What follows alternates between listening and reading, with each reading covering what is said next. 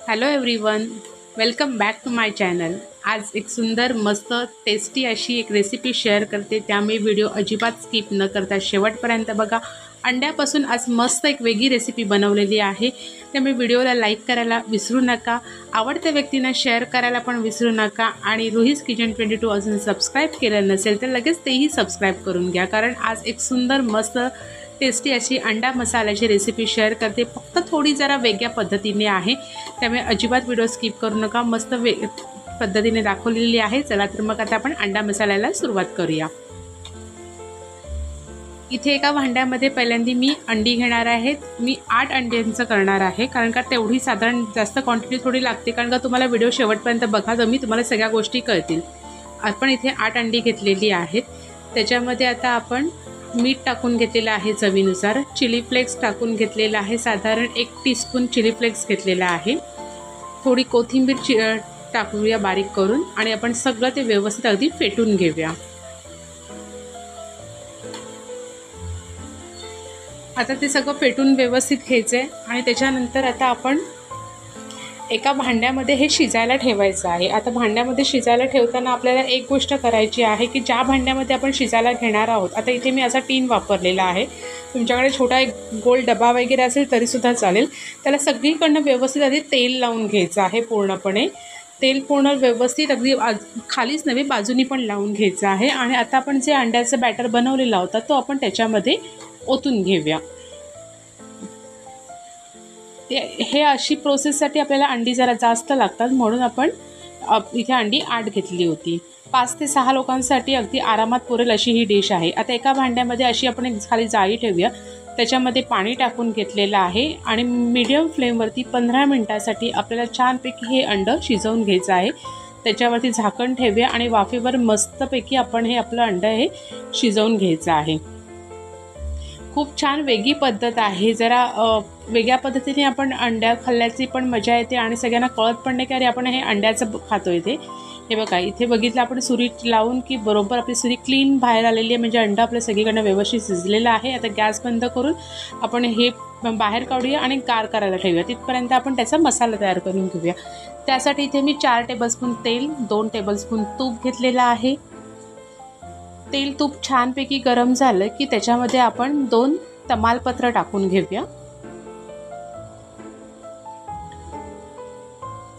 आणि इथे मी 2 मोठे कांदे घेतलेले आहेत एकदम बारीक चिरून, ते आपण त्याच्यामध्ये टाकून घेऊया।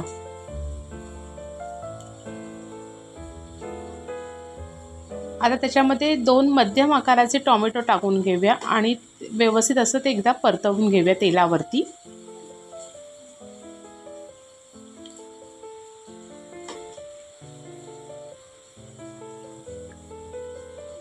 आता कांदा टोमॅटो पटकन शिजायला पाहिजे, त्याच्यासाठी आपण थोडी मीठ टाकून घ्यायचं आहे। पण मीठ टाकायच्या आधी इथे मी आलं लसूण मिरची कोथिंबीरची पेस्ट घेतलेली आहे, ती मी 1 टेबलस्पून टाकून घेतली आहे। मीठ टाकून घेतलं आहे, सगळं व्यवस्थित मस्त परतवून झाकण ठेवून आपला कांदा आणि टोमॅटो अगदी छान मऊसूत करून घ्यायचे। असं जरा जाडसर आता कामाने अगदी छान शिजला पाहिजे ते।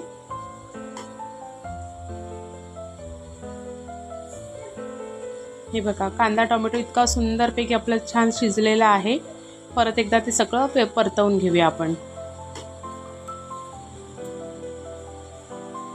आता आपण इथे 1/4 टीस्पून हळद घेतलेली आहे, 2 टेबलस्पून गरम मसाला घेतलेला आहे, 2 टेबलस्पून लाल तिखट घेतलेला आहे। मेजरिंग कपचा 1 कप आता आपण त्याच्यामध्ये आधी पाणी टाकून घेऊया आणि हे मसाले सगळे एकजीव करून घेऊया।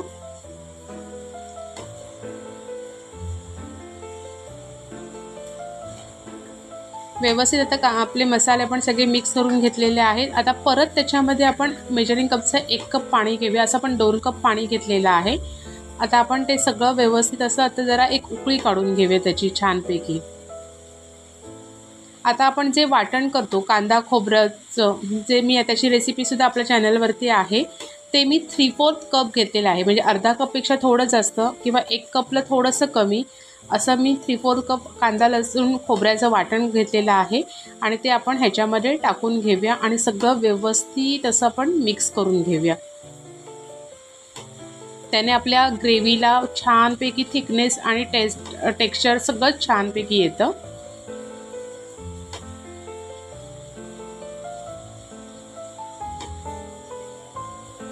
आता त्याच्यामध्ये थोडी आपण कोथिंबीर बारीक चिरून टाकूया.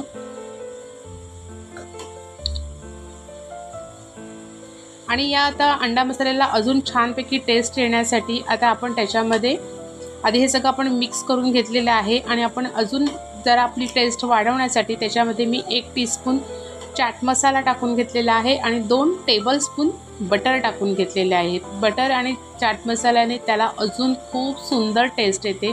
ते सगळं असं व्यवस्थित आपण मिक्स करून घेऊया. आणि बटर टाकल्याने आपले सगळे मसाल्याचे टेस्टमध्ये सुद्धा सगळा बॅलन्स छानपैकी येतो.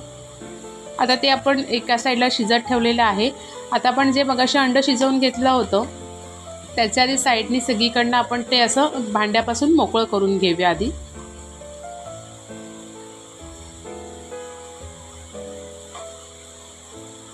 आणि आता आपण त्याचे छोटे छोटे तुकडे करून घेऊया. तुम्हाला जेवढ्या साईजमध्ये पाहिजे तेवढ्या साईजमध्ये करून घेऊया.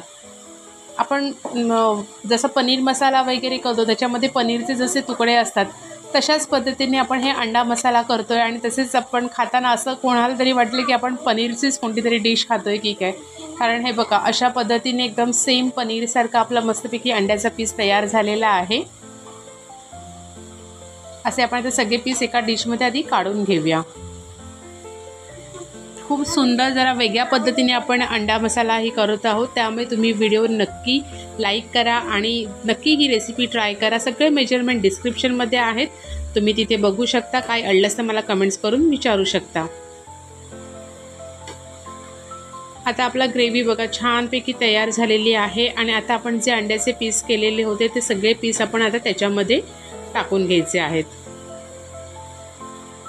आणि अंडं आपलं शिजलेलं आहे, आपला मसाला हा सगळा शिजलेला आहे. त्याच्यामुळे आता हे टाकल्यानंतर आपल्याला परत एकदा शिजवायची गरज नाही आहे.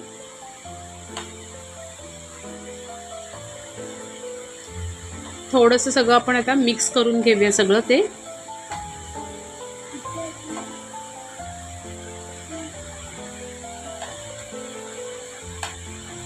आणि सुंदर टेस्टी आपलं असं जरा वेगळ्या पद्धतीने अंडा मसाला हे तयार झालेला आहे. खूप सुंदर सोपी मस्त अशी जरा वेगळी रेसिपी तुमच्याबरोबर शेअर केली. त्यामुळे व्हिडिओ नक्की लाईक करा. रुईज किचन 22 सबस्क्राईब करा, कारण सुंदर सुंदर वेगवेगळ्या रेसिपीज अजून तुम्हाला बघायला मिळतील. त्यामुळे रुईज किचन 22 लवकरात लवकर सबस्क्राईब करा. चला तर भेटूया नवीन एका रेसिपीसोबत. थँक्यू.